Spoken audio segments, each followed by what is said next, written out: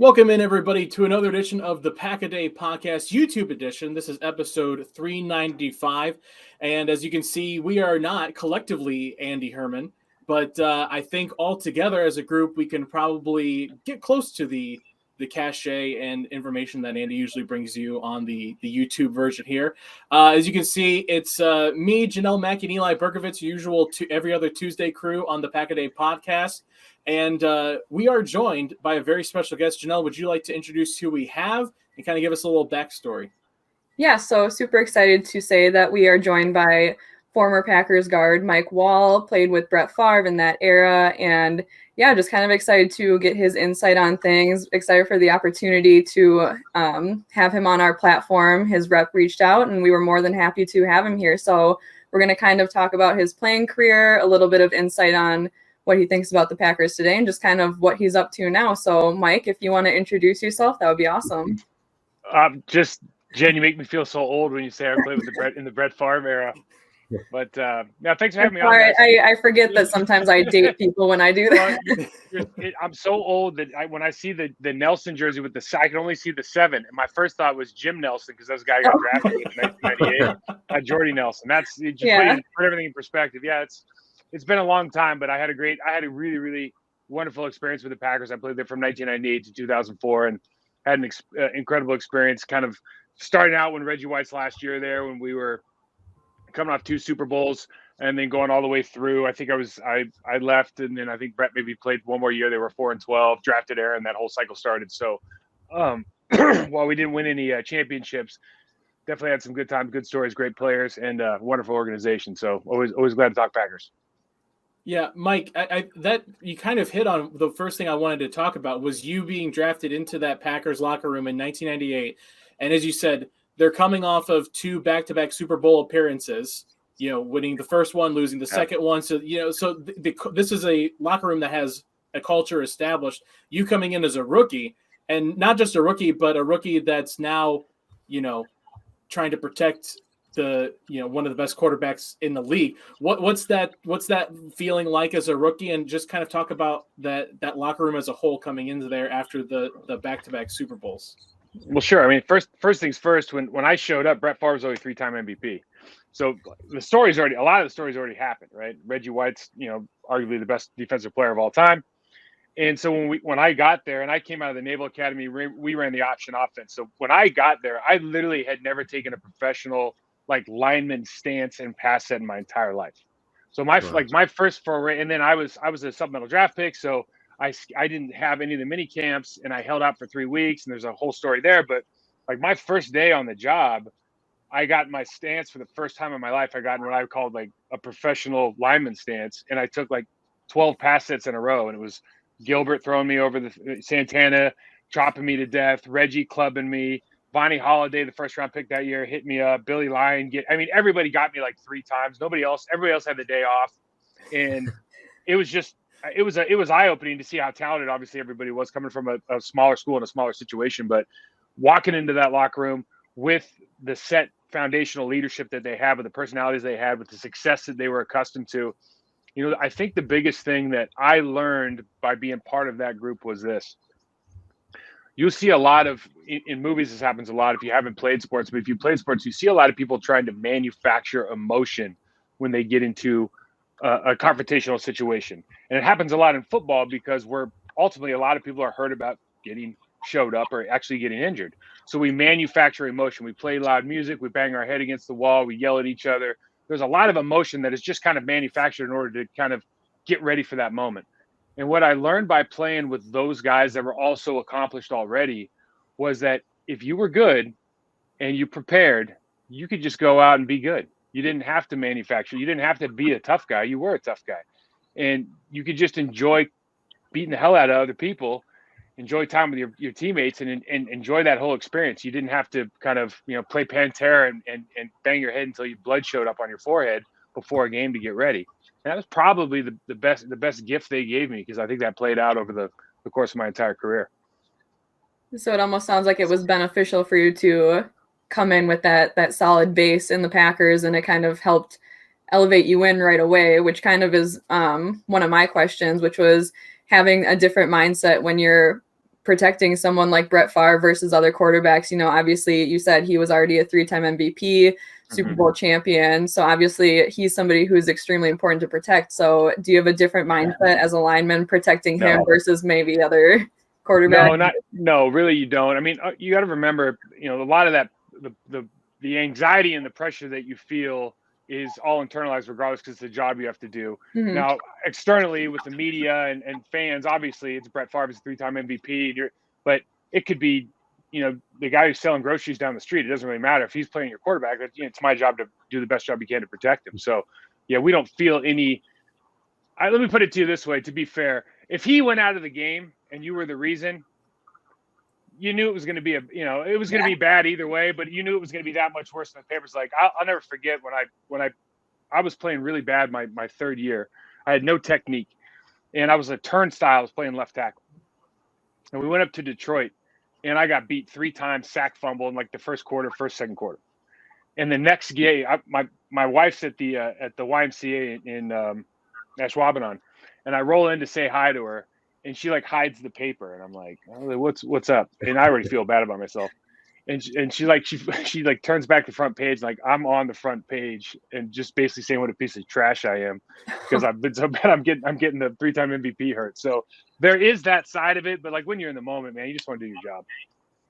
Yeah, I think that's important too. You just got to go out there and do your job. And so you kind of mentioned you were tackle, but I think you were listed as guard. So kind of looking at you really are dating me right now. Yeah.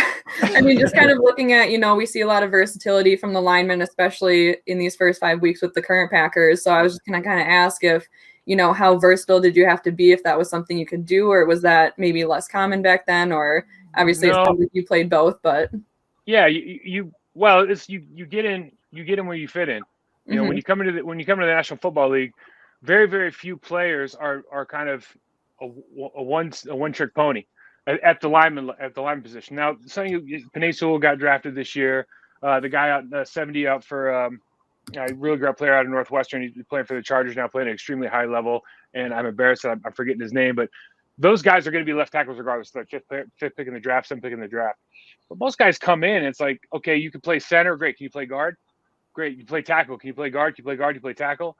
Now, with me, I didn't really have a position because I played left tackle in an option offense. So when I showed up, it was like, put your right hand down, put your left hand down, do whatever you can. I think now what you're seeing, because of the specialization that happens in sports, the idea that we play more than one position on the offensive line is maybe novel now to the younger generation, but it was the expectation for everybody. You see what a great job Insteadovich and those guys are doing from coaching the offensive line with Green Bay, and that's why they're having so much success despite all these people being hurt, because those guys can play multiple positions. They obviously take time to not only learn the structure, right, but learn the technique.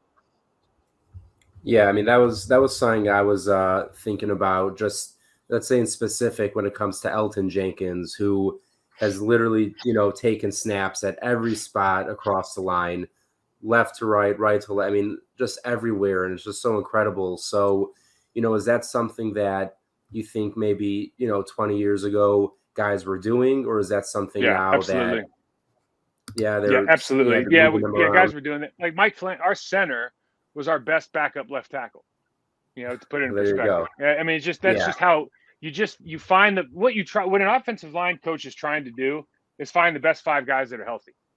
And you just make it work, right? Like you could, like Billy Turner played left tackle last year. I mean, you just find who are my best 5 guys. I'm not going to leave that guy on the bench because we have 2 centers now. Like it's not going to happen. Somebody else, he's going to go play somewhere else. And it's the versatility that you are afforded by having a good coach who's developmenting players is a real luxury in situations like this. Because I'll be honest with you, if you looked at all 32 teams, you're probably looking at 12 to 14 of them that have that luxury. And the rest of them just don't have the development process from a coaching staff perspective that the Packers do. So it's almost like we glamorize it more than, like, for you, absolutely. Your mindset is, this is the expectation. And then us as outsiders just watching, we're kind of like, oh my gosh, look at him playing 3 different positions on the line. So for you, that's the expectation. And for us, it's, a little bit more glamorized. Yeah, it's not that it's not a big deal. I'm not trying to minimize it. Like, it's not easy to play different positions, right. But at the same time, it is the expectation. You sit in that room, that's what you do. Yeah, I don't know who said it. I feel like it might have been like Jason Peters, but there was a very good tackle who I think played most of his career on the right side and then had to transition over to the left side. And I believe the quote he used, and I'm paraphrasing, but he said it's basically as if you spend your whole life. Yeah, you spend your whole life wiping your ass with your right hand, and then you switch to your left hand, and it's like a totally different kind of thing. And I would just imagine, when you're in that stance, and especially at the tackle position, you got to be so quick off the snap and get back in that stance to switch sides. I mean, do you think it's more mental or physical, or guys sometimes it just comes naturally to offensive linemen? Well, I mean, everything's driven by your mindset. Everything's driven mentally. The physical, like, if you think about it, if you have two working legs, it really shouldn't be that difficult, right? But it is. Yeah. But it's just being able to do that transfer, and whether or not, honestly, some people it's going to come easier than others. But it's just like anything else. Like if you take enough reps at something to make it automatic, you're going to be able to do it without thinking. It's just how much time you spend. How do you have? Are you doing a little? Like the best coaches will do a little bit every week. Like they'll say to Villanueva, for example, they might go, "Hey, you need to take 5-10 snaps, right tackle snaps, not even maybe in practice, just over on the side every week, just to keep that going." But if you don't do that, and all of a sudden you're thrust over there, of course it's difficult. I mean, I remember Earl Dotson used to come down with migraine headaches. We're playing the Broncos. I'm left guard. We're playing the Broncos. Literally, we're kicking off the ball, and they're like, "Yeah, you're right tackle." So first snap, I go play right tackle. We're up in Mile High Stadium, and you're just going. It's part of the game. Unfortunately, it's just part of the game. It'd be like the X receiver going to the Z receiver, I suppose. I mean, to put it in context, it's not really that different. Mike, I got a question that I'm interested in as a guy who is enthralled by the technique of offenses, but I'm awful at actually understanding everything. Playing in an option offense in college, because I called a lot of like high school games, and these smaller high schools run this option, and it's like I liken it to watching the Harlem Globetrotters play basketball, because like if you watch NBA basketball, they're running an offense, but then you go and watch option offense, and it's almost like watching like a pseudo version of it, because it's so different. So coming from an option offense into the NFL, you kind of mentioned it about like not having a natural stance. What are some of the pros and cons that you kind of felt that in the college game, playing an option offense, that you kind of gained by playing that moving into the NFL? I would say now the pro of going to the academy was that I had a great strength and conditioning program, and I had a real good mentor in Phil Emery, who was later the general manager of the Bears and worked for the Falcons for a number of years. And my coaches there were fantastic. But I think if you look at it from the professional side, transitioning from the option to like a pro game, I think the only if there is a positive, the only one might be that I didn't have any bad habits to break. Because right now, if you looked at 100 different Division I colleges, and they were running all these different offenses, you ask like the pro coach that they're going to if they like what that player's doing from a technique standpoint. Probably the answer is probably no. There's a lot of things they want to correct, and I had nothing to build on, so it was you start off fresh, I guess. That would be the only. I mean, that's the only thing I could think of. Though. Everything else was so different. Like you said, you're in a tight end stance. You're just firing off the ball. Right. Like that's like that's almost like a perfect scenario for a coach, because you kind of just have a blank canvas, and you can kind of you've got the raw athletic talent there, but you just kind of mold it however you want. Yeah, and I always say, listen, you don't learn how to block and tackle walking down the sidewalk. Like these are things you basically have to pay a ticket to go do. So if I really want to work hard, and I have a good coach, and I'm willing to develop, and like I can catch up to everybody else who's just not willing to work that hard, and that happens in the NFL as well. I can catch up pretty quick, but drafting a guy and then saying, okay, like we're going to make this work within 2 weeks or 3 weeks, whatever it was between the time I actually signed and the season, that's a tall order. It would be tough. You're definitely at that point. You're definitely a development project. Yeah, and so obviously you spent the bulk of your career with the Packers in the beginning, but you did end up leaving, going to, I believe it was the Panthers next, and you ended up being a Pro Bowler in your first year with them. So do you feel like there was something different in your play, or was it, the system, or just No, not at all. Good a year. Yeah. No, what happened was the Packer fans finally voted me into the Pro Bowl. It just happened when I wasn't a Packer. Honestly, that's all that happened. The 3 years prior, I felt like I was playing at an extremely high level, and I was always like first alternate, bridesmaid, never the bride thing. Yeah. And I found out that, we have the PR guys, and I found out like I wasn't even in the top 10 in fan votes. And I was, top 3 or 4 in players and coaches votes. So I was never top 10 in fan votes. Mhm. So when I left, and a couple other players left, and the Packers went 4-12, I think, like, my theory is that the Packer fans are like, oh wow, he was pretty good, and they all voted me in that year. Honestly, I can't see any other difference. It took the bad record for them to take their blinders off and realize what they had. Grass is always greener idea, right? Absolutely. You never underestimate the power of the Packer fan voting base. I mean, they got Donald Driver Dancing with the Stars title. Yep. Like, listen, the best thing the Packers fans ever did is they voted Jeff Saturday into the Pro Bowl when he got benched. I mean, yeah. I've never in my entire life, I've never seen anything like that. And like, nobody ever talks about that. And I'm sure, like, if you asked, I don't know him very well, but I'm sure if you asked him, he'd smile about it or whatever. But because he was a great player, he had a great career. But I remember just going like, the Ohio State kid it was Lindsey took over, right? And then it's like, oh, he made the Pro Bowl. It's like, wow, that pretty much shows you what the Pro Bowl is all about. There you go. Yeah, I mean, that was something I wanted to ask you. Like, do you believe that stuff like Pro Bowls, should be maybe taken out of the fans' hands? Because in my opinion, like you said, depending on the fan base, if you have a really good one or maybe not such a strong one, that could end up being the deciding factor in guys getting Pro Bowls. And while number one, it's of course a great honor, but also you see in contracts, Pro Bowls definitely play a part. So I've always been under the impression that, fans, you can vote, and if at the end they want to show how much the fans voted for, that's fine. But I always thought it should be players, coaches, execs. They're the ones who should be voting for stuff like Pro Bowl, because that's a real honor. And I just think that a lot of fan bases, you can just, go and vote a million times in a row for a guy who's clearly not as good. So I'm just curious on your thoughts on the Pro Bowl voting process. Well, and you would get a different answer from different people. I just wasn't like, I don't really identify as a football player. I love playing football. I love the process. I love the prep. But like when I went home, I just wanted to hang out with my wife and my friends. I wasn't really, I didn't interact. I wasn't looking for fan votes. And there's guys that really, really worked hard to get those votes. So those guys would tell you, absolutely, I think the fans should vote because it's advantageous for them. For a guy like me, I would always say, let's just leave it up to the players and the coaches, because I would, I think I would have gotten a lot more attention if it would have been that way. But I understand why they do it. It's really for the fans ultimately. I mean, this whole game is for, to make sure that fans are watching. So I get the interaction. But like when they put the Pro Bowl voting onto Twitter, that was just another level of absurdity, because now they're actually having like Twitter campaigns to vote for guys that I'd never even heard of. Or, you watch them on film, you're like, come on, this guy's like two bad sets from the bus stop. So you tell me. Yeah.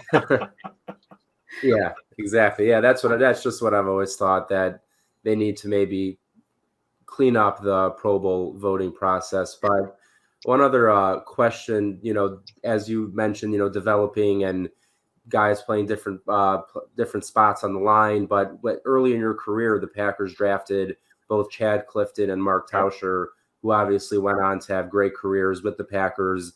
Clifton being a 2-time Pro Bowler.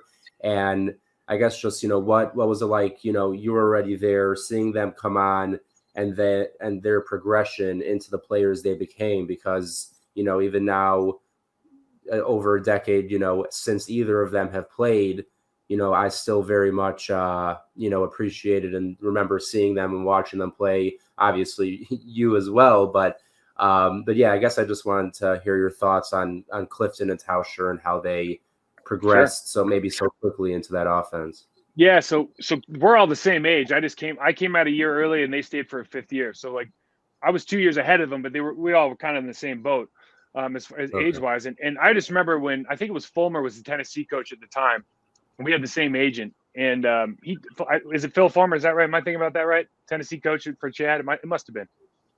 I don't know. The head coach for Tennessee back in the day had called my agent and say, hey, listen, this is the best lineman I've ever had. Right? He was that kind of praise. So we kind of knew coming in that he was going to be really, and he was special from day one. I think I want to say he got in like an ATV accident, like fell off an ATV and like banged up or, bruised his leg or something. So he like missed 2 weeks of training camp. And as soon as he came in, everyone was like, oh, he's going to be amazing. Because I was fast and he could take 3 kicks from when I could only take 2. Like he was just that much more athletic and he was 330 pounds. He had, you guys talk about AJ Dillon's size now, but you see Chad Clifton's size. It's like unbelievable. And then Tausch, and then, honestly, so he was really that good from the jump. He was kind of the same guy his entire career. And I would really say the same thing about Mark Tauscher. He was one of those guys that when he got drafted, you have this idea that they might be drafting him because he's kind of the hometown story and blah, blah, blah, blah, blah. He was a late round pick and his name's going to be in the paper. Great. But Vonnie Holliday was playing left defensive end for us at that point. And I remember going to training camp, mini camps, everything. And like Mark, he never lost. Mark, he just never lost. Wow. And his technique wasn't you couldn't teach anybody else to play like Mark Tauscher. He just has this weird center of gravity and core strength. And you could never teach the technique. He stepped underneath himself. A lot of things were not optimal. But I've never seen a guy just be able to get the job done over and over and over. And you remember you guys probably don't remember, but when Reggie went to Carolina, we played him on Monday Night Football, and Reggie and Mark was a rookie. And Reggie spent basically the entire night trying to club Mark Tauscher. And Mark Tauscher was a rookie, didn't get clubbed once. Like he was literally like he'd get up on like 1 foot and get back down and lock him down. He was just this immovable force, and he was that way his entire career, man. Those guys are I love playing with those guys. That whole group that we were with Marco and Mike Flanagan, we're very, very lucky to spend time, being a really good line for a couple of years with that whole group. So those guys were amazing, though, certainly. Yeah, being able to go out and stop Reggie White, that's got to be one of the highest praises an offensive lineman can really have. And that kind of transitions into kind of a question I had for you. If, who was kind of, aside from Reggie in practice, who was your toughest matchup or somebody you really struggled or maybe didn't like facing when you were in games, somebody who made it really tough for you? The best player in the league back then was a guy named John Randall. He played for the Minnesota Vikings, a defensive tackle. He was out of Texas A&I. He went to the same school as Earl Dotson went to. And, he came up playing against when he showed up in the league, he wasn't the best player in the world, but he just kept working. He was a dog, man. He played against this guy, Randall McDaniel, every day in practice. He was a Hall of Fame All-Pro left guard. And Randall just got him so good. But by the time kind of Brett was becoming the thing, the 3-time MVP, John Randall was his number one nemesis. Like everyone remembers Warren Sapp because Warren Sapp talked a lot of trash and wanted to get on TV, and Warren Sapp was amazing too. But John Randall was somebody that you thought about getting sick before the game because you're like, oh, man. It's like back in the day they used to get like Aaron Donald. Linemen get sick. They have like Aaron Donald flu because they don't want to play him. Yeah. Right. John Randall was kind of like that. And that's something you have to see twice a year. So John Randall, wasn't he famous for putting the Brett Favre jersey on the tackling dummy in Vikings practices? He was a bad man. Who he was like? He was like Bart Scott right now, like radio personality. He was just that guy. He's like a ton of energy, like super quick, witty. But then he could. I'm just telling you, he could play. Like there's Aaron Donald is the most unbelievable defensive tackle I've ever seen. But John Randall's like number 2. I mean, he's that good.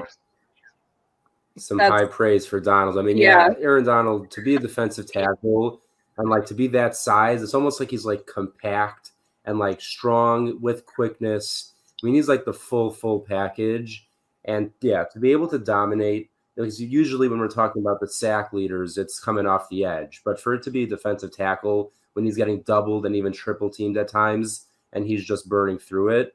Yeah, Aaron Donald is he's like a different breed right now. He's a different kind of cat, no question about it. Yeah. But you did mention, I think Jen mentioning, you protecting Brett Favre. Obviously, that in itself is a big job. But as we all know, Brett Favre was quite the personality. And, we've seen the mic'd ups and the sound effects and all the fun stuff that the NFL's put together. But for you personally, what have been, some of the funniest, mid-game, on the sidelines or even maybe in the huddle, Brett Favre moments that stuck out to you? Like this guy, we might be playing a very serious game of football, but he's out here just playing and having fun and just unlike anyone else. Well, So usually when you're playing, not a preseason, a lot of stuff you see is during preseason games when he's like kind of just hanging on the sidelines, right? Especially in his younger years. But like during a game, we're trying to be serious at least. But I do remember there was a game, and the game was we were playing against Detroit at home, and I think it was Alonzo Spellman had just moved over to Detroit. He'd been in a couple places, but he was in Chicago, and he went to Detroit. And Alonzo Spellman was one of those dudes that he was like 320 pounds with a six pack. Like he was a scary human being to look at, and he's also one of those guys that a little bit of a temper. So he wasn't playing. He wasn't like starting for the team, and he was one of those guys that you weren't really worried about at this stage in his career, unless there was like a fight going to break out, and then you were very, very like not worried, but like, okay, I just need to know where this guy is, right? So I forgot if it was a screen to Amon or something, but the ball's going downfield. All of a sudden, like Brett's sprinting down, and he just chops out Alonzo Spellman's legs. And Alonzo Spellman was like, he was like prison big, like he was big up top, not little short in the legs, right? So he just went right, hit the deck, and the litany of like swear words on the back to the huddle, and Brett's over there smiling, ha ha. And it was one of those things where this is what like quarterbacks, and Steve Smith used to do this in Carolina, like they talk trash to like the defensive lineman, but he was playing D end over like our right tackle, and I remember I think it was Mark. He's like, "Hey, thanks a lot, Brett. Real nice, man. Like, I got to deal with this problem now, Like sometimes the skill position players like don't understand when you make somebody else angry, like the consequence. It's not that we're worried or nervous or anything, but it's like, if he's gonna be angry, let him be angry at me. Don't make him angry at you, and then all of a sudden I got to deal with it. But that was Brett for you, man. As an instigator. Yeah, it's like that bodyguard mentality, though. He can do what he wants, and we got to kind of clean up for him. The one thing, I don't know how it is with Aaron, but the one thing with Brett that was always kind of, it's funny, is that he could literally get away with anything. He could have done anything to you, and you'd be like, man, you got me. Whereas like anybody else would do that, we're going outside and fighting, like, but that's part of being a quarterback. Yeah. Yeah. But so I guess kind of staying on the teammate thing, I just kind of want to know before we transition into kind of your thoughts on the current team, just kind of when you spend time with the Packers, maybe who were those go-to teammates that maybe you spent the most time with or had the strongest connections, maybe on the offensive line or different position groups, maybe coaches or personnel, just kind of who were your go-to people there? Yeah, when I got drafted, I just thought the world of, like, we're lucky. So John Dorsey, John Schneider, Wolf, like all those guys were there, right? And then so Ron Wolf's the GM, but then later on Aaron showed up. So, and we were just lucky to have this really cool group. And after games, everybody be over at Anduzzi's, and you guys probably know Stinson's still there, and we'd all be hanging. I mean, it was a family, And the offensive line that I was with, Mike Flanagan, Marco Rivera, Chad, and Mark that you already discussed, Kevin Barry. We were just, and Gray Rugermer, who's the player engagement guy now. We were just all very, very close. We like spending time with one another. But if we were over, if it was after a game or somebody was having a party at the house, like all the DBs would be at our house. Like we used to throw poker tournaments. All the DBs would be at our house, running backs. I mean, everyone would just come over. And that's the great thing about Green Bay that people don't understand is, one, you all live within 10 minutes of the stadium. So it's like, when I moved to Carolina, you could be 40 minutes from the stadium south, and somebody else is 40 minutes from the stadium north, and you're never going to see them outside of practice. But it's just such a unique environment to be able to kind of meld and really have that team unity and structure win. I love the guys I played with there, but really that offensive line, like if we would spend the most time together. Our wives are all friends still.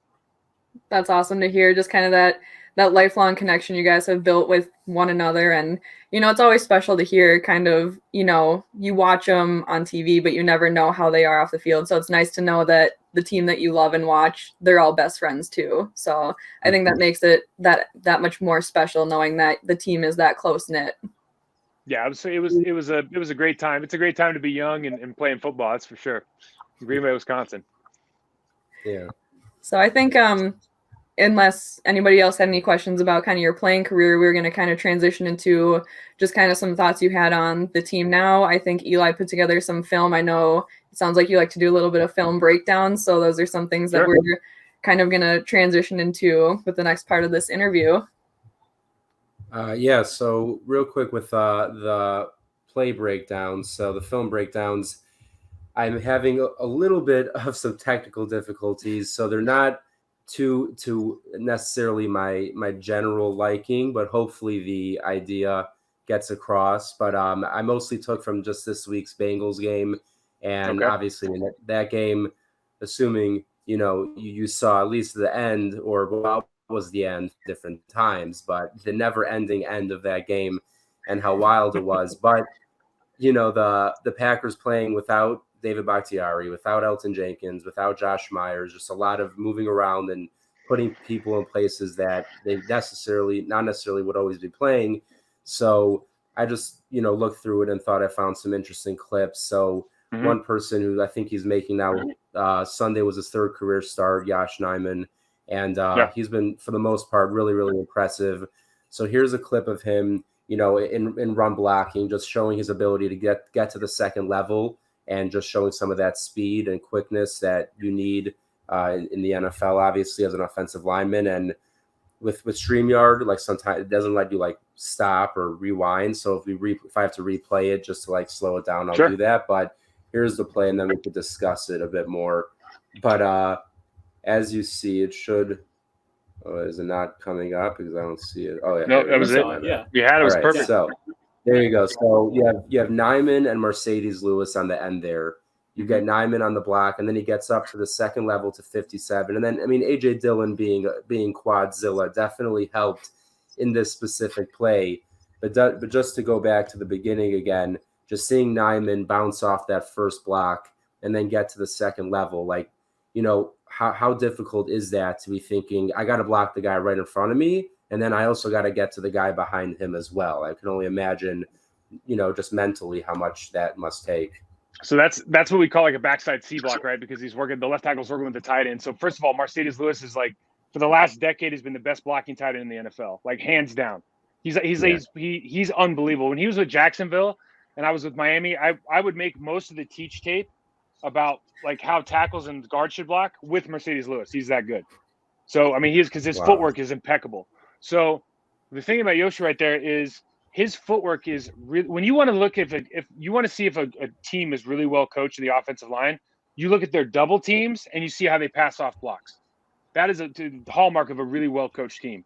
And you see the way so that's a backside beat, that's a double team block, right? He does it. He basically takes that 6-inch timing step horizontal. He doesn't go backwards, because if you go backwards, your second step's going to be short. And you're going to be high into contact. He goes a horizontal, second step straight up the field like you're on railroad tracks, and you strike same foot, same shoulder.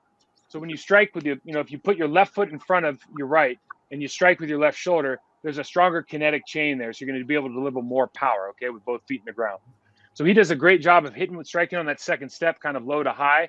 And then that allows Mercedes Lewis to come through and drive with getting both hands in and kind of take over that block. So now all he really has to do on the second level is make sure that the linebacker, you'd love to just knock him and flat back him, but what you really have to do is make sure that he's covered up so the running back has options, right? You just don't want to like give the linebacker one side. You don't want to force an angle on the linebacker, because the linebacker is a better athlete. He's going to be able to stick and shock you and then go play into the tackle. So what Yosh does a really nice job of is just really trying to cover up the second level, so the linebacker kind of loses sight of AJ Dillon and then right through the hole. Yeah. So, it's that now that you brought up Mercedes, I was going to ask, just in general, just as a blocking tight end, at least for sure, since I've been watching, I don't think I've seen anyone better. Was there anyone maybe, while you were playing that was like you would compare Mercedes Lewis to as a blocker being a tight end? We had Bubba Franks, first round pick out of Miami. Bubba was amazing. Like just a full bag of tool set tight end, man. The guy was an unbelievable athlete. Super high football intelligence, had the toughness. He was an offensive lineman as far as we can concerned. He was just far more athletic, and he could block. But I have, for a guy who's like a real designated tight end, I love watching Gronk. I love watching George Kittle. Those guys are really good, and they're good for a number of reasons. And I love the way that like Kittle finishes his blocks and everything. But you guys are getting kind of like older Mercedes Lewis, and he's still top 2 or 3. You should have seen him when he was with Jacksonville. I'm not joking. He was. I still think he is, but he was, bar none, the best blocking tight end I've ever seen. So that almost makes it awesome. A little extra special, kind of getting that multi-year deal with him, maybe in the back half of his career. Maybe people who don't understand the value in him kind of are like, oh, why are they giving this deal to just an old tight end? But it sounds like, aside from just his locker room presence, he's basically a 6th lineman, and it's those things that make him that much more special. Yeah, and that you can run when you have somebody like that, because you got to remember the defense still has to respect him as a pass catcher. Mm-hmm. It's not like you're bringing, like we used to bring in Kevin Barry, who's number 71, is like 360 pounds. Like he's not going to go catch passes, right? So, but when you bring in him and then you can bring you 2 tight end set and he can be the block and Tonyan can go out for a route, or they can like first play of the game last week versus the Bengals. They ran right off Tonyan and Mercedes Lewis on a double team to the linebacker. You could have showed that play. It would almost look exactly the same as the play side. Because Mercedes Lewis really is that good with his footwork. He's an amazing player. Yeah, it's funny you mentioned that play because for some reason, I was going through all the plays, play by play, in the all 22, and for whatever reason, there was like 5 plays throughout the whole game that simply would not load, and I knew that first run by Jones was one that I wanted to highlight, and that play just did not work, but. Since you brought up Lewis, I pulled up a play from week 2 versus Detroit that showing Mercedes' ability to block. I believe it's right near the goal line. Let's see. Okay, I don't know why it started in the middle there. Let's see if that. All right. So you see him, and then you see how he doesn't cross over. I mean, you see it just. You don't understand because tight ends aren't taught to block anymore. Like you see where Lazard is right there. First of all, hats off to Lazard, man. He's trying to be like a little tight end now too. Like he's a tough dude. I love the way they're using him.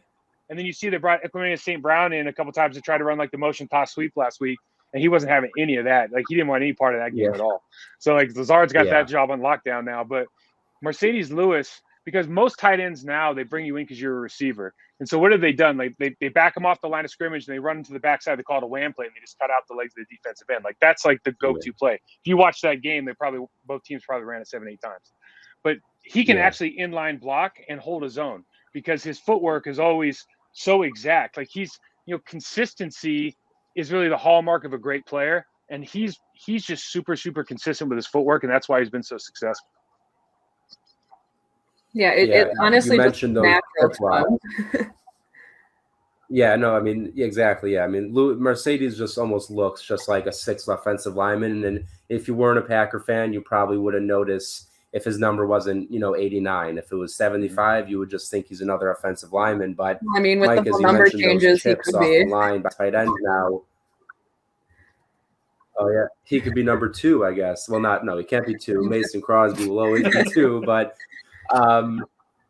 Those chips off the line, which I've noticed, especially because of the injuries, the Packers have been using A.J. Dillon, Aaron Jones, and the tight ends to kind of help the tackles get some chips off the line. And we saw one right here on a very big play to Devontae Adams with Tonyan and Lewis that, as you see, they're both here at the ends. And, Tonyan, they both give it a chip, and Rodgers hits Adams for about a 35-yard gain. Yeah. And when you're working with younger, inexperienced linemen, I'm sure having the ability to have, some blocking tight ends or even a big guy like A.J. Dillon who could really lay a shoulder into a defensive end must help a ton. Yeah, and if you see, so I do a trench warfare series on my Process to Perform YouTube channel. We do this every week. We talk about just basically the box, right, how the offensive and defensive line are interacting. And one of the things we pointed out this week is you just showed it. If a defensive end is rushing outside the tackle, but then you line up the tight end or that other back kind of outside the end, so he's kind of sandwiched in between, that's the best way to chip. Because now you stand out there and the defensive end doesn't really know if you're going to blindside him or not. So you see that guy's route turns from I'm going this direction towards the quarterback to I'm going to come straight up the field because I don't want to get laid out. And I just kind of want to take care of this and be the aggressor now. And all you're really doing is what? You're taking a half step or a full step away so that right tackle, in that case, Billy Turner, has plenty of time to sit back and wait for that guy. Because the tackle just wants to get to his spot. Like we're playing a real estate game. He wants to get to his real estate spot under control and before the defensive end does. And if you're going to always, have that threat of getting knocked sideways, right? And instead of being inside out, being outside in from the chipper standpoint, you have that threat from the defensive end. He's going to get knocked sideways. He's always going to kind of face that guy first, and that's going to take him off his game. Does that change your approach as an offensive lineman when, like, the play that I think of when we were talking about that is a couple of weeks ago against San Francisco where Tonyan absolutely lays out Joey Bosa on Yep. the chip. So as a lineman, Nick, you know that the play is coming. And sorry, Eli, did I steal your thunder there a little bit? No, I was thinking is it Nick? I think it's Nick or Joey on the Niners. It's Nick, isn't it? A Bosa. He laid out a Bosa. Yeah. But as a lineman, when you know that play is there, that the tight end is there to help with the chip, does that change like how you approach it, or is it always just take care of my assignment in front of me, no matter who or what kind of the play is supposed to go? Yeah, good question. It depends where the guy's coming from. If the guy's on the line, for a fact he's going to chip. Then you can kind of set for the chip, because what you don't want to do is like get really deep and all of a sudden the guy actually gets knocked inside and now he's rushing the B gap instead of the C gap in the case of the tackle. But if he's coming from the back, like the running back, for example, you think, he might get a running back chip here.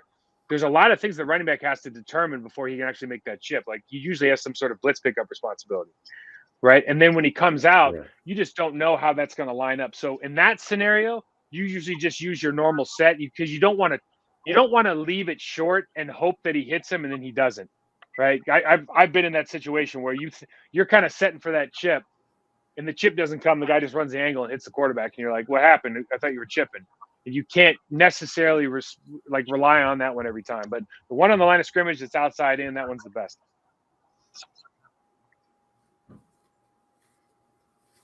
Eli, did you have any other plays to break down? Yeah, I had just a couple more, really showing just kind of the quickness of John Runyon Jr., who he's the best. I'm not sure was John Runyon's dad playing at the same time as you were, Mike? Yeah, so John and Trey, I think it was Trey Thomas, with the tackles up in Philly for Donovan McNabb back in the day. Yeah, John was a great player. John gets a bad rap a lot because Michael Strahan used to have these battles against him. He had a bunch of success, and he always was mic'd up on Monday Night Football when they played. So everyone thinks John got beasted by Mike Strahan all the time, and it wasn't really that case. And John had this incredible career, but his kid's a stud, man. I'm such a big fan of his. I don't know what's going to happen when they bring back Jenkins and Bakhtiari, but man, you can't take that kid off the field. He's a player. Yeah, no, he's been really, really good. So just a couple plays that stood out to me.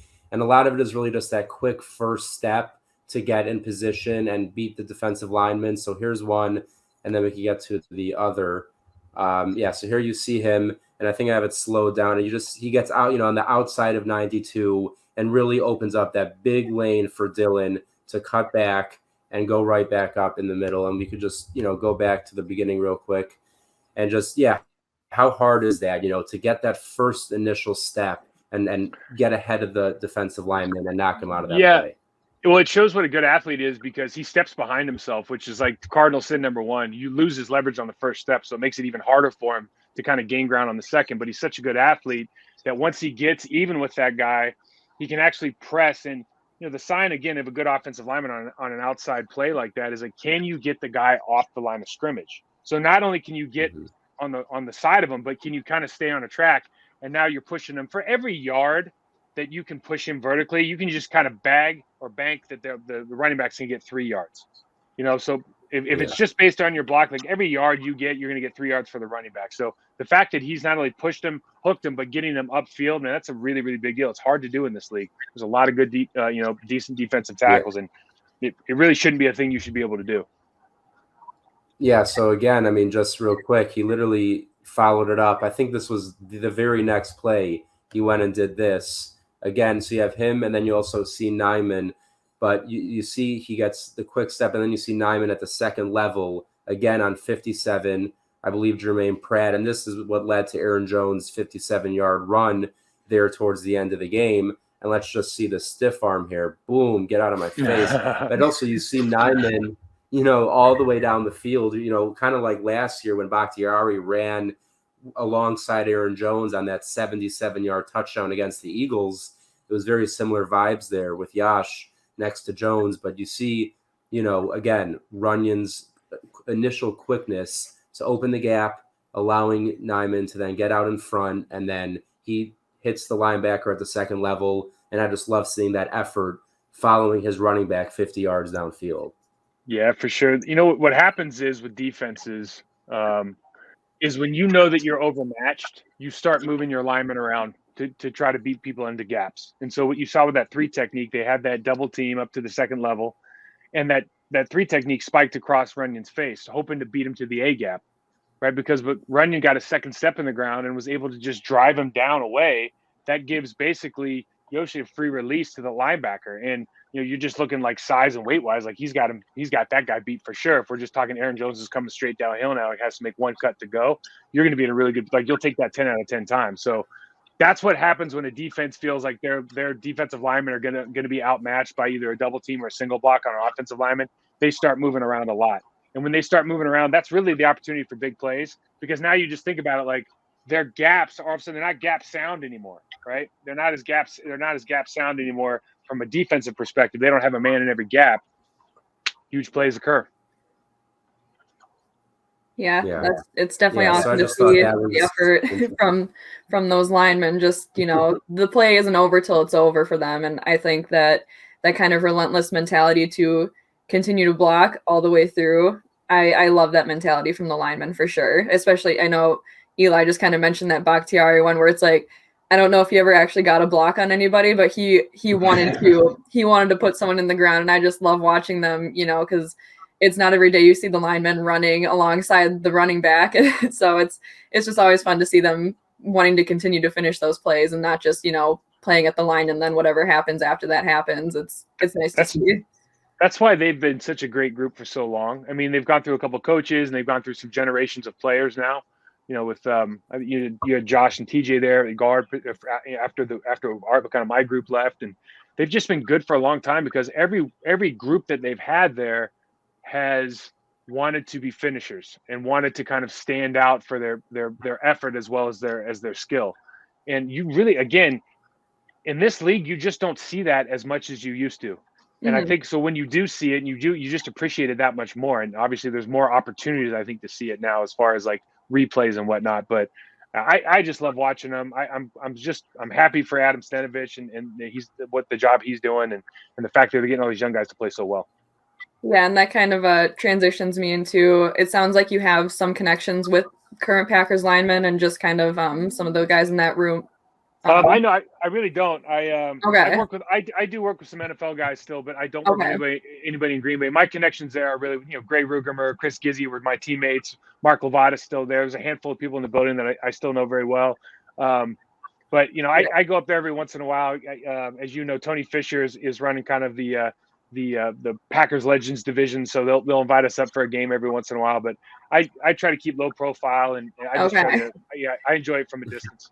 Okay, so you're more low profile. You work with guys, but not specifically with the Packers. But right.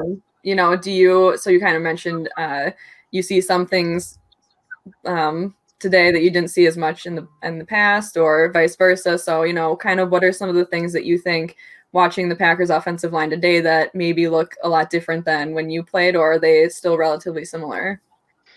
I think if you're just talking about the Packers, it's because they're very well coached, because, it's the same dynamic. You have a very talented quarterback. You have weapons at every position. You have a very good offensive line. And so you're able to run kind of an offense. And maybe in Cincinnati is not the greatest game to show because it was a very low efficient game. Like that, high stakes, a lot of long balls, but really an inefficient game if we're going to call it anything else, right? And generally, when you watch them, though, they're the way they mix in the play action pass, the quick passes, the scat, the keep passes, the different runs out of different formations and motions using different personnel groups, like that is all very similar. And the fact that the offensive line here seems to be putting an emphasis on technical mastery, so that they can be kind of the best versions of themselves and not just try to get through with scheme and kind of grunting and grinding it out, wrestling with everybody. I feel that is very similar, but I also think it's very unique to the league. Like the development of all of the positions in general, I think is not where it used to be 15, 20 years ago. And that's a consequence of a number of different things, I'm sure. But really at the offensive line group, and you hear this a lot from scouts, and you hear this a lot like during the draft, like these guys aren't ready to play anymore because the schemes they run in college are just almost too simplistic. So would you almost say the Packers still run like an old school mentality offensive line? Where they still run differently than maybe the other 31 teams in the NFL? I don't know if it's all 31 teams. I mean, certainly you look at the Cleveland Browns and the way that they're performing, and they're a real special group. But also I know for a fact that like they prioritize technique over everything else, right? And that's what, and they base their scheme and everything off of their linemen's ability to execute. And that's when you that's when you end up having a really good team. Like one of the reasons we were successful was Mike Sherman was our head coach was an offensive line coach. And so he understood kind of what it took to be successful at that level. So we were never put in positions where we just knew that we couldn't execute, but we were forced to do it anyways because it might look good for one of the wide receivers or something. Like those things really don't work out long term. Yeah, for sure. So I think before we kind of move on to kind of where you're at now, you know, kind of focus a little bit less on the football and more life after football. If anybody else had any questions, the only one that I kind of was curious on with, you know, just kind of you're still a fan of the Packers, you still watch them obviously, and I was just kind of curious as to who is one of your favorites to watch maybe in more recent history, whether it's, you know, obviously everyone enjoys watching Aaron Rodgers, but maybe because you watch the game a little bit differently than we do, maybe there's somebody else who stands out. So I'm just kind of curious as to who your favorite guy is to watch in a green uniform. Well, I mean, we talked about Mercedes Lewis. I love him. Bakhtiari is one of my favorite guys to watch because he's unique in the way that he sets, but he's also like he's found like the most efficient way to set as well, for at least for his body type.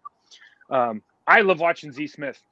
I mean, for me, that guy, first of all, the way that he came in and he almost single-handed, that's not fair, but he had such a large part of changing the culture of that, not just the defense, but that team and the way that they operate and just bringing that whole like Baltimore Ravens kind of mantra back to a team that had lost its identity a little bit on the defensive side.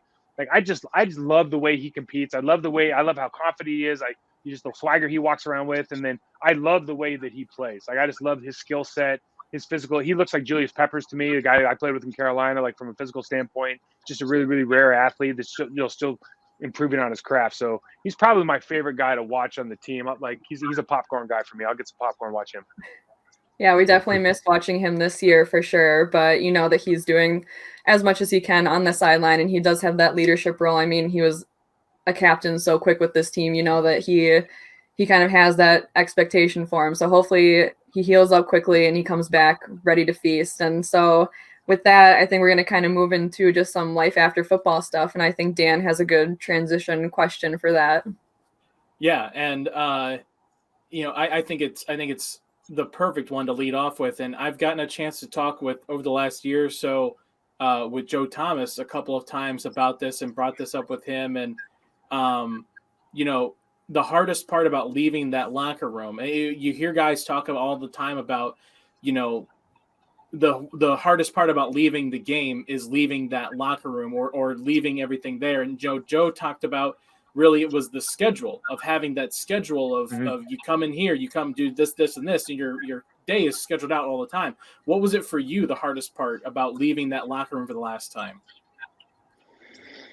Gosh, that's a great question. Certainly the routine is a big deal. And you know, I think one of the reasons that my transition, like I didn't feel like I was too taxed on the transition, was that I've tried to maintain a routine the entire time because I knew I can't operate any other way. That routine is a big deal for a lot of guys, though. I think when you look at kind of across everybody that does retire, you kind of put them into two buckets, right? People that kind of try to maintain a routine and people that don't. And the people that don't, more often than not, will kind of struggle for a long time because when you grow up, not even since the professional level, but college, high school, even probably when you were younger for a lot of these players, like, you know where you're supposed to be and what you're supposed to be doing. The best thing about routines is that we can be present in the moment. Like, we don't have to worry about anything. And when you're present in the moment, you can be the best version of you. So all of a sudden you're walking around, you don't have to be anywhere. You don't have to do anything. Well, it's like, they don't know how to get to that best version of you again. Like, what does that feel like now? How do I get there? And I think that is very difficult for a lot of people. But yeah, for me, the hardest thing is, gosh, just a locker room is a very unique place. And there's things, we always talk about locker room talk and the way you jokes you make and the friendships you build, and you give people a hard time and this and that. Like, that's fun. That was fun for me. And I miss that a lot. But I think, you know, more than anything, when you put kind of everything you've got into preparation so that you can go out and compete at a high level, and then all of a sudden you can't do that anymore, it's very hard to fill that void. I think it's very hard to fill that void. Yeah, I would imagine after a whole career and really a whole life of, like you said, of just constantly everything being scheduled out and planned, and you've got practice then and workouts then and the games then, and then all of a sudden And, most people, aren't necessarily quote unquote, retired, in their 30s, maybe lower 40s. So it's like, what do I do with my time now? So I guess, Dan, kind of covered it, but yeah, just, I could imagine it must be very difficult for a lot of guys at maybe the age of 35 years old, and technically maybe, they don't have to work another day in their life, but all of a sudden it's like, no one's really going to be too happy doing absolutely nothing with their life. So it's like, how do you make that transition? Like you said, you've always stuck with the routine, and obviously, I'm sure that's great for you both physically and mentally. And yeah, just imagine the guys that fall off from a routine and kind of just go into that laid back lifestyle of like, I'm done like working and I've done it, and now I'm good to kind of like coast the rest of the way. It's like, probably doesn't work out that well, because you realize pretty quickly when you don't have any structure in your life, like it's just not a great feeling. Yeah, the rest of the way is a long ways. I think that's what people don't realize. It's not like so you pack it in at 30 years old, definitely, 40 years old. Didn't make it sound like anyone's too old. But that's what I'm saying. It's just so rare that someone will be technically retired, in their 30s, and then it's like, well, for the next 50, 60, 70 years, like, what do I do with myself now? So I'm sure that must have been difficult. But another, interesting thing that I've always wondered about after a player's career is obviously the physical toll it takes on your body and stuff like that. So I don't know if it's specific to offensive linemen or maybe players in general. What would you say is probably, the part of your body that maybe has taken the most hits, the most hurt, and you've still had to rehab after playing, and just constantly maybe a nagging issue? Yeah, so my 9th year, I was playing in Carolina. Like, life was pretty good for me at that point, and I pulled down the line running a counter gap play and hit some backup linebacker with my right shoulder. My shoulder exploded, and I had bad surgery, bad rehab. Came back the next year, and then I went to Seattle the year after that, blew it out again. That's really why I retired. And so I can't, that pain is still there every single day. Can't move it very well. It's, it does affect your long-term kind of quality of life, I guess. So like in my case, this does kind of affect your quality of life. But I it's different for everybody. I didn't think a shoulder injury was going to end my career. A lot of people would just assume it was the knee, but now you see like ACLs are, they're a little more commonplace to be able to rehab and have surgery out of. So, I think it's a tough question, but generally, especially with offensive linemen, you just start looking like head down down the back of the spine. You just start thinking there's a lot of kind of connections there that happen. So, when you think about how much cartilage is left in your back, things like that, it's probably not as much as you'd like. Yeah. And so the back is one I would think. But yeah, go ahead, Jen. No, I feel like even non-athletes, we all complain about our bodies as we get older, but you guys really take more of a physical toll. So, but just to kind of, wrap up the whole conversation, one of the things that I think was really important to touch on is just kind of what you're doing these days. It sounds like you're keeping really busy, which is awesome. A lot of different projects, and there's a couple of things that obviously catch our eye, which is, so you are a development specialist, and you have also become an ambassador for the Hall of Fame Behavior Health. So those are a couple of really interesting things that I don't think a lot of people, myself included, really know or understand. So I just kind of want to hear about what those are and how you got involved, and kind of maybe the motivation and passion behind joining those programs. Yeah, so the first thing, I run a total athlete development platform, and like when I got back in the league, coming off of retirement, I was in finance for a couple of years. I went back in. I just had this itch to be around sports again. I really, really enjoy being around athletes, and I just saw there's this athletes of today are kind of lacking the tool set that they need to become elite, and whether that's because of development at a younger age or how we treat these guys, social media, time spent in the building. There's just a lot that is missing now, and so I put together a platform that helps aspiring athletes, actually from professionals all the way down to preteens, in any confrontational sport. We put together give you the tool set to become elite, to kind of reach your ceiling. And that really focuses on three things: mindset development, technical mastery, and what I call ownership decisions, which are decisions based on the best interest of future you. We spend a lot of time just working on those three things and how that kind of builds out not only the athlete, but also kind of the best version of you as a person. So we run that program in conjunction with the Process to Perform player development podcast and all those things. But I got the opportunity to talk with Lisa over at Hall of Fame Behavioral Health, and right now mental health is a huge issue. I think that's even coming into the forefront more than it did, I think, during kind of the concussion phase of this discovery period with the NFL.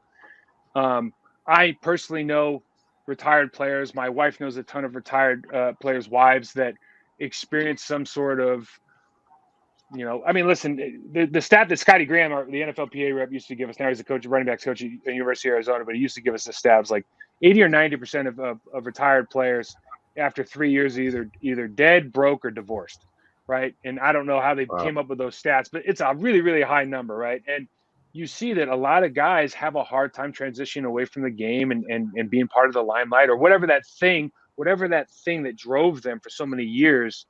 And now that it's gone, it's very, very hard, like we said, to fill that void. So, my impetus for wanting to help with the behavioral health platform was just that my hope is if somebody can, see that my name's on there and my face is up there and it's like, hey, I know that guy. Maybe I don't mind reaching out to him. Like I can reach out and talk to him and I feel comfortable because I know Mike. I know Mike's story. He was a locker room guy with me, or I saw him on TV, whatever the case may be. Like if that helps and prompts the activity to kind of get stepping in the right direction, we can kind of point you to somebody that can maybe help you long term, or even start that conversation. It's just a really, really unique platform, I think, that hopefully can help the people out there that are struggling. Yeah, and I think that especially in today's day and age where we're kind of starting to create more of those conversations about, taking care of your mental health a little bit more, I think you being able to create that platform to help people have those tools, whether it's, when they're younger, learning to develop it, or, as the older athletes start to retire, kind of teaching them those ways. I think that's just incredible to hear. And I think that it also helps, by having someone like you helping them, it kind of makes it seem more normal or like stable and okay to have those conversations like, hey, here's a former athlete who also understands, what it's like to leave the game, and they can help you kind of understand in a way that, someone like me, Dan, or Eli will never understand because we've never had to step away from the game at the level that you have. So I think that that's just, it's awesome to hear, and it's incredible to kind of know that people are putting those projects together, because I know I, for one, am a huge mental health advocate. So to kind of hear all the different ways that people use their tools to help others, I think that's just awesome. Yeah, like you said, it's just so hard, I think, for people to come out and want to put a label on themselves. And so anything we can do to kind of make that transition easier for just for a discovery period. So we're just willing to have a conversation, because it doesn't start without that first phone call. And so if we can just prompt people to start making that first phone call, then, sky's the limit. Sky's the limit, certainly. Definitely. Yeah, absolutely. Yeah, definitely. And appreciate you taking the time, Mike, for sure, to stop by and talk with us about all of this. Is there anywhere that you want people to read your stuff or reach out to you, or anything you want to just let people know where they can find you? Yeah, a couple of things. So Amon Green and I, Packers all-time leading rusher, we do an On My Block podcast now every week, just once a week. It's usually out today, actually, and we'll review that last game. We get way off topic, though. We digress a ton. We talk about we talked about this week about a couple of things on Monday before, like the John Gruden thing came out. You know what I mean? It's just like, so it's an interesting podcast. If you like football, if you like kind of insider breakdown and analysis, there's that. We do the Trench Warfare series, YouTube /Process to Perform. I have my player development podcast, which is at process2perform.com or anywhere you find podcasts. And then again, if you ever want to hit me up or anything, at Unrivaled ESS on Twitter and Process to Perform on Instagram. Yeah, thank you again, Mike. We really appreciate you taking the time to kind of give us your insight as a player and just as a former athlete. So we really appreciate you taking the time to come on our platform and kind of speak your mind. Yeah, thanks for having me. I appreciate it.